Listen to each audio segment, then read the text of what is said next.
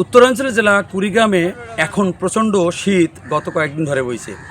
বিশেষ করে গত 3 দিন ধরে রাতভর কুয়াশা টিপটিপ করে পড়ে এবং সকাল পর্যন্ত সূর্যের মুখ দেখা যায় না। এবং গত 2 দিন ধরে বেলা 11টার পরেও সূর্যের মুখ দেখা যায়নি। বিশেষ করে এখানে ঘন কুয়াশা এবং আকাশে মেঘের কারণে এই শীতের মানে ঠান্ডার প্রভাবটা বেশি হয়েছে।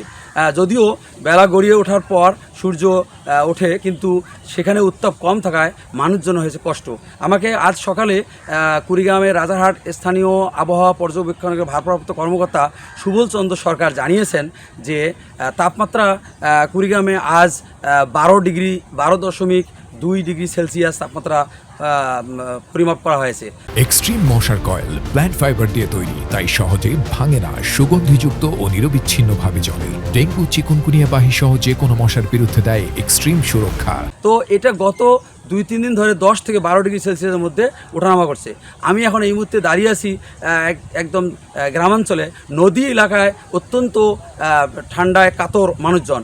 আমার পাশে এখন দাঁড়িয়ে আছেন একজন শীতার্ত মানুষ, আমরা তার কাছে শুনবো কুড়িগ্রামে আপনি এখন কি অবস্থা আছেন, যে সূর্যের তো দেখা যায় না, তাপ প্রভাবটা কেমন?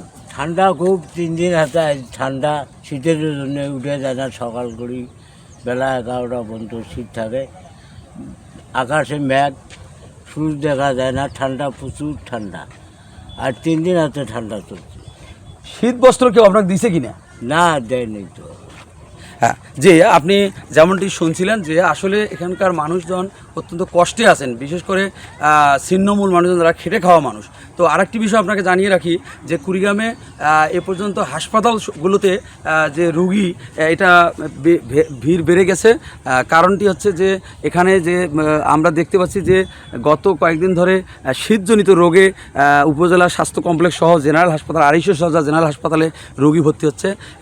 এখন পর্যন্ত দেখা যাচ্ছে যে সূর্যে যে ইয়ের প্রভাব, ঘন কুয়াশার যে প্রভাবটা এখন পর্যন্ত আমরা লক্ষ্য করতেছি, কিন্তু মানুষের যে শীতের কারণে যে কষ্ট, এটা কিন্তু অত্যন্ত মারাত্মক আকার ধারণ করেছে। আমার জেনারেল হাসপাতালে তত্ত্বাবধায়ক ডাক্তার নুরে নওয়াজ যিনি জানিয়েছেন যে হাসপাতালে প্রতিদিন শীতজনিত ডায়রিয়া, নিউমোনিয়া এবং কাশি সহ বিভিন্ন ধরনের শীতজনিত রোগে রোগী ভর্তি হচ্ছে। তারা সাধ্যমতো চেষ্টা করছেন চিকিৎসা দেওয়ার জন্য।